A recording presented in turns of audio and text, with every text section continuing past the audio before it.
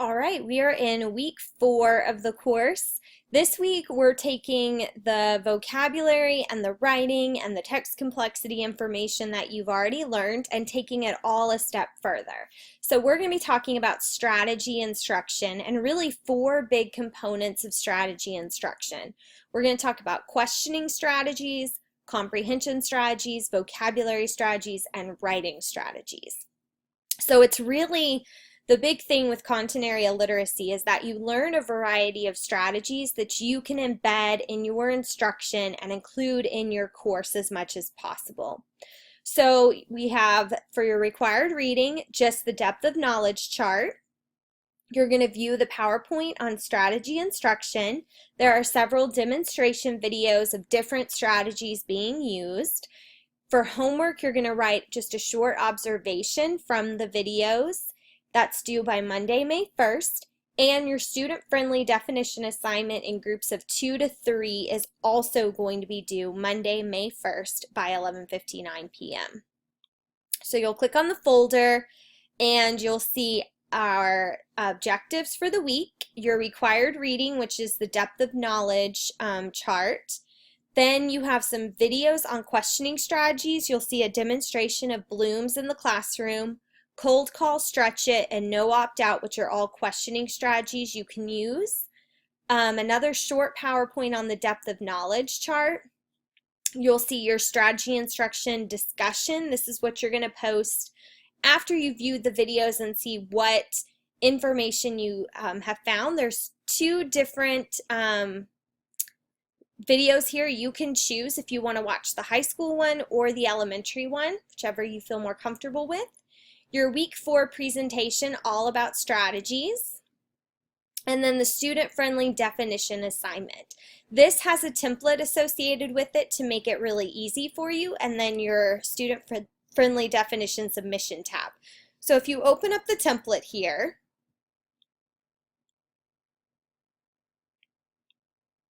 let me put this in my screen. Okay, so what you're going to do is select a text. It can be any text you want. This can be a children's picture book like Finding Winnie that we've used before. It can be a chapter book like The Great Gilly Hopkins is a great children's chapter book that you could choose. Or this could be a nonfiction piece of text that you find. So maybe a text about the water cycle that you're using in your classroom. You can also use that. So what you're going to do, and I've given you an example here, you're going to pull out 4 words that you would teach while using this text. So if you're reading the book Finding Winnie to your class, 4 words that you would purposefully teach as you read that book. So what you're going to do is pull out the words, you're going to give a rationale for why you selected it, and this rationale needs to be connected back to the course content. So really look at those 4 principles we talked about. Use some of the content from the articles that you read. Maybe they have Greek and Latin roots that you want to teach, and that's why you pulled the word. There needs to be a really solid reason why you're teaching this word.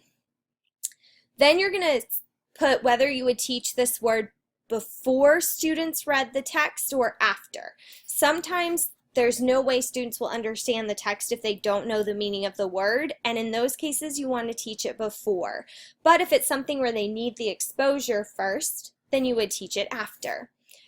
You're going to identify if these are tier 2 or tier 3 words. That information is in the PowerPoint. You're going to give a dictionary definition of the word and then your student-friendly. So your student-friendly really is the definition, but it's also the scripting essentially of how you would explain this. So you can see here when we're explaining what subterranean is, we're breaking the word into parts, giving definitions for those different parts, giving examples, giving some analogies. You can have some kind of visual if you want to show students as well. You're going to go through and do this for each of the 4 words that you've chosen. And I give you this template. You're just going to put all the information into this template, and then each person will individually submit their template along with the response to a couple of questions that are on the description page. The questions should be answered individually, but you can definitely do this part and should do this part together. It's a lot easier to talk it out if you have a group of people with you, and when you're teaching, that's what you will actually be doing. And then you will submit that here, and that is week 4.